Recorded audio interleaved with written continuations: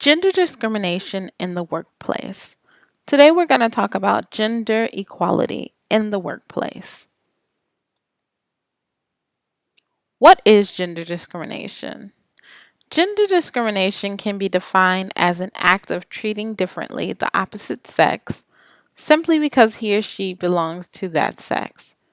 It is a tradition that when gender discrimination is addressed, it means the complete exclusion of females from the employment or as the exclusion of females from white collar jobs. Understanding the concept of gender equality in the workplace, when we view the job market and take a look at the roles that women are provided with, gender inequality can be described as a discriminative perception and behavior against women based on their gender. Differential treatment occurs when individuals are treated unequally because of their sex or race. In many corporations today, you will see that there is only a certain group that will be considered for higher positions and will be considered to be the face of the company. And then there's the out group that will have a cap on the highest title they can obtain or the amount of money that can be made.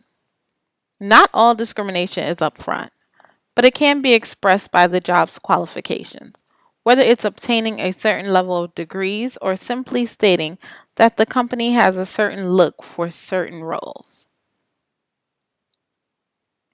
So we take a look at the pay rate back in the day and moving up forward to now times and seeing how much it has or has not changed. Irene Padovic did a study that showed that the women's share of the labor force increased by 8.7% between 1977 and 1988, but their share of good jobs at good pay was disproportionately in the white collar arena. One study examining United States Census research from 1950 to 2000 showed that as large numbers of women entered male dominated fields, the overall pay rate declined. However, according to the 2017 census by the U.S. Department of Labor, for every $1 a man makes, a woman earns 81 cents for that same exact job. Abrams and Hogg identified self esteem as an ex ante assumed primarily motivating force of intergroup discrimination. In the United States, many of the best paying occupations are in male dominated industries. But when comparing the pay rates between men and women on the Bureau of Labor Statistics current population survey, women made less than men in median weekly earnings in every male dominated occupation in the year 2017. These studies prove that the female population is clearly underrepresented in large corporations. So, what is the psychological issue that comes behind gender inequality? Well, for starters, people who are exposed to gender discrimination at work will experience psychological problems such as stress, which would lower their productivity. However, the chronic and often ambiguous nature of discrimination makes it a stressor that is difficult to cope with, and victims show a range of psychological and physical disturbances. The social identity theory proposes that self esteem is influenced by the fate of social groups that we identify ourselves with. Discrimination may be linked to self esteem in a context of naturally occurring in groups and out groups, especially when the out groups form a naturally occurring and salient threat to the self concept. So when we look at the female, we see that her lifestyle is to multitask. If she has a family, she's always there for her kids. She's the master of her house, and she always has a daily routine. I can't say that I know too many moms or too many women that aren't multitasking between their job and other duties. So, why is there gender inequality in the workplace? American society was conditioned with the notion that the woman was the homemaker. When it comes to family needs, the woman is mainly the one that works less hours taking care of her family. The stereotype is that more women are hired in the healthcare of child care field as they are seen as nurturers. However, some women are only hired if they look a certain way or are willing to compromise their assets. Gender inequality brings along so many social problems. Gender relations are unequal relations with respect to power, privilege, and poverty. Property. Gender is a social problem when inequities continue to persist in a society that espouses gender inequality. Gender equality. So, what is the new approach to achieving gender equality? We can achieve this by using gender mainstreaming.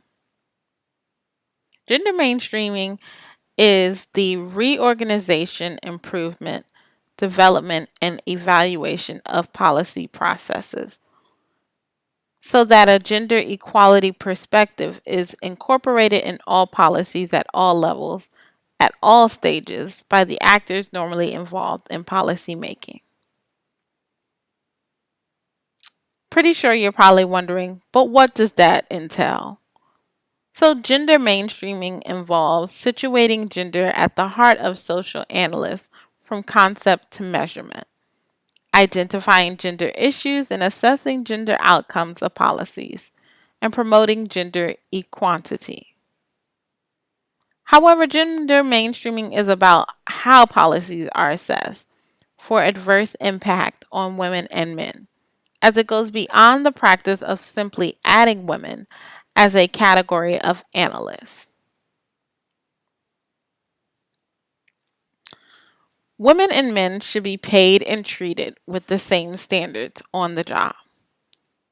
Although much progress has been made since the Industrial Revolution and the Civil Rights era, some things remain unchanged. Focusing on differences in earnings, Blair and Kahn showed that women's relative position considerably improved, especially during the 1980s when men experienced a real decline in earnings while female wages rapidly grew. However, in America, we continue to wrestle with various forms of ethnic and gender discrimination, with potentially devastating consequences for our society and institution. When we weigh the qualifications of a male and a female, women are outperforming men in math, writing, and reading in primary schools. 58% of university graduates are females. Faculties such as computer science and engineering remain, of course, predominantly male. But previous studies have shown that gender blind applications tend to result in more women hired, regardless of how high or low achieving they are. Women are also underrepresented in managerial positions, in part due to bias held against them by men in power. You've probably heard the following statistic. Men apply for a job when they meet only 60% of qualifications, but women apply if they meet 100% of them. According to the self report of respondents, the barrier to applying was not lack of confidence. However, many women did not apply to certain jobs because they thought that the employer would not hire them. and they didn't want to waste their time. So, oddly enough, with there being gender inequality in the workplace, especially corporate, women feel the need to not apply for certain jobs unless they've known they checked off every single box in the qualifications and overqualified. This is also why that we see today there are more women going back to school and furthering their education because where it says a bachelor's degree is a qualification, most feel now I need a master's to make me even more qualified. But the kicker to that is what happens when I'm overqualified?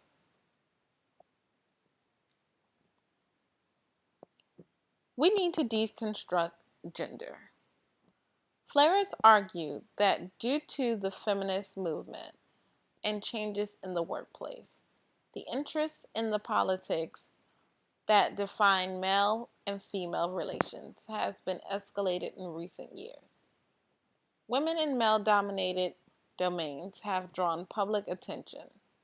Individuals express interest in meaning of womanhood, manhood, while sociologists argue that neither is biologically constructed.